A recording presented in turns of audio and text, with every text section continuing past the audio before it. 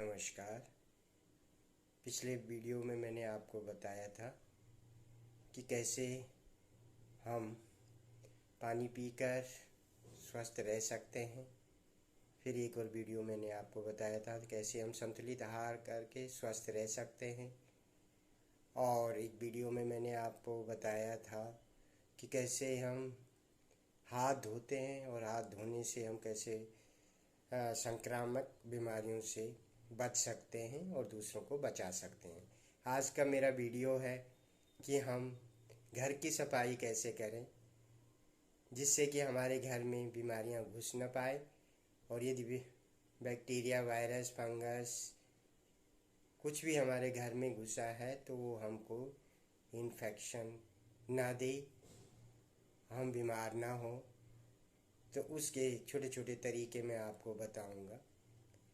Micro biology की नज़र से, सूक्ष्म जीव विज्ञान की नज़र से कि कैसे आपको घर की सफाई रखनी है कि आप बीमार ना पड़े।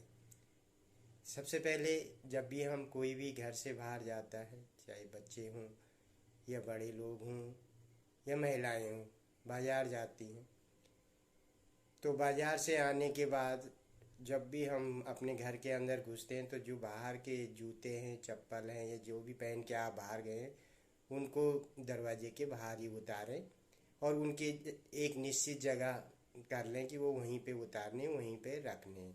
घर के अंदर जूते चप्पल नहीं ले जाने, क्योंकि बाहर के बैक्टीरिया जूते चप्पलों के साथ ही हमारे घर के अंदर घुस सकते हैं। और दूसरा, जो भी आप कपड़े पहन के बाहर जाते हैं उनको भी एक स्थान निर्धारित करके उन कपड़ों को वहाँ पे अलग रखिए, उतार के रखिए और फिर घर के कपड़े अलग पहने। और मुंह, हाथ अच्छी तरह धो के, आँखें अच्छी तरह धो के, और यदि पॉसिबल है तो नहाना चाहिए और नहाने के बाद ही फिर घर में घुसना चाहिए या घर में जाना चाहिए। उससे क्या होता है कि हमारे बाहर से जो भी बैक्टीरिया या वायरस हमारे साथ आ जाते हैं मार्केट से, तो वो वहीं पे कम हो जाते हैं और हमको इन्फेक्शन नहीं होती है। और फिर रही बात सफाई की, तो सफाई हमको कैसे करनी है। हर रोज़ हमें घर की सफाई करनी चाहिए। जितना घर साफ रहेगा, साफ सुथरा रहेगा, उतनी बीमारियां दूर रहेंगी। तो घर साफ सफाई करने का भी एक तरीका है।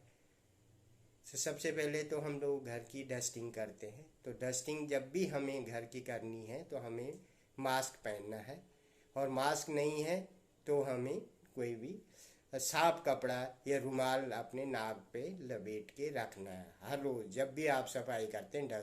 क्योंकि डस्ट में बहुत सारे बैक्टीरिया, वायरस होते हैं, तो जो कि हमारे नाक के रास्ते, सांस के रास्ते हमारे शरीर में घुस जाते हैं और फिर हमें खांसी, जुकाम और फेफड़ों की बीमारियों, कई सारी बीमारियां हो जाती हैं। तो पहला ध्यान तो ये रखना कि जब भी हम डस्टिंग करें तो मास्क पहन के करें या साफा बांध के करें या रुमाल बांध के करें। अच्छा, दूसरी बात, जब भी डस्टिंग आप करते हैं तो गीले कपड़े से करना चाहिए ताकि धूल इधर उधर ना उड़े, धूल ना उड़े। और जो भी गीला करना है कपड़ा, पानी से भी कर सकते हैं। और आजकल मार्केट में कई तरह के एंटी बैक्टीरियल या एंटी फंगल डिसइंफेक्टेंट भी अवेलेबल है, तो आप उनको यूज़ कर सकते हैं। तीसरा, हर घर का अलग डस्टर रखें और अलग पोछा रखें। पोछा मारने के लिए भी अलग रखें। किचन का अलग रखें, बेडरूम का या लिविंग रूम का अलग रखें। लैट्रिन बाथरूम का पोछा और डस्टर बिल्कुल सेपरेट रखें। और जब भी हमें करना है, कोई भी सफाई करनी है, तो अलग अलग पोछे से, अलग अलग डस्टर से सफाई करनी है और फिर उनको अच्छी तरह धो के रखना है और सुखाना है। उनको अच्छी तरह धूप में सूखने चाहिए, क्योंकि धूप से भी अल्ट्रावायलेट रेज की वजह से कई बैक्टीरिया, वायरस ख़त्म हो जाते हैं।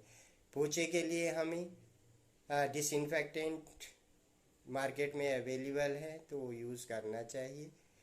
और उसमें लाइसोल है, लाइसोल 3%, 2 से 3% हम यूज़ कर सकते हैं।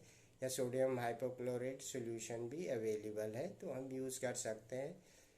और उससे क्या होता है कि बीमारियों वाले जो भी कीटाणु हैं, जीवाणु हैं, विषाणु हैं, तो किल हो जाते हैं और हमारे घर में किसी भी तरह से कोई भी बैक्टीरिया, वायरस नहीं रहता है, तो हम बीमार नहीं पड़ते, हम फिर स्वस्थ रहते हैं। तो ये छोटी छोटी चीज़ें हैं जिसको हम ध्यान रखेंगे।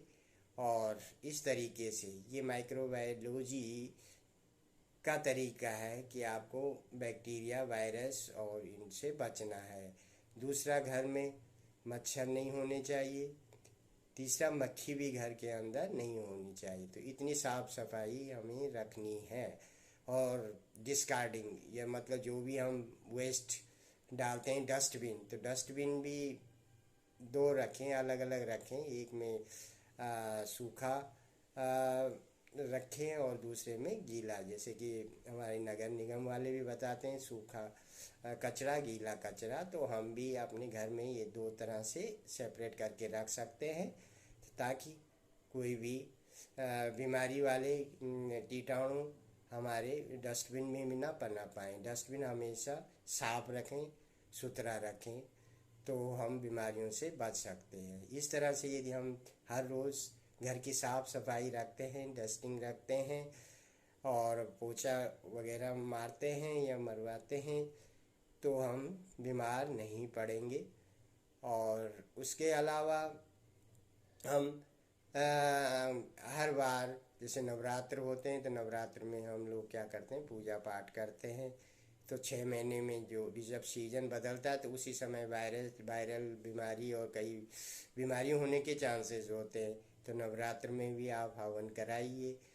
हवन से क्या होता है, हवन से एक तो मन की शुद्धि होती है और दूसरा हमारा जो घर है वो भी बैक्टीरिया, वायरस फ्री हो जाता है। क्योंकि वो जैसे हम फ्यूमिगेशन करते हैं, हम अपने हॉस्पिटल्स में या लेबोरेटरीज़ में या जहाँ भी बैक्टीरिया और वायरस का लोड बढ़ जाता है, तो हम वहाँ पे फ्यूमिगेशन करते हैं, फ्यूम के द्वारा और डिसइंफेक्टेंट के द्वारा उसको ख़त्म करते हैं। तो उसी तरह हम घर में भी यदि हवन करेंगे, और हवन से भी कई फ्यूम निकलती है, या उससे भी हमारा घर जो है वो बैक्टीरिया, वायरस और कीटाणु, जीवाणु से फ्री हो जाता है।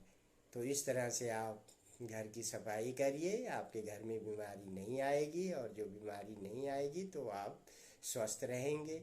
और जो स्वस्थ रहेंगे तो आप आराम से अपने सारे कार्य को आराम से कर सकते हैं। तो हेल्थ इज़ वेल्थ, जो शरीर है तो तभी जीवन है। तो ये मेरा संदेश जन जागरण अभियान का। तो आपको अच्छा लगे तो आप शेयर करें, सब्सक्राइब करें और लाइक करें।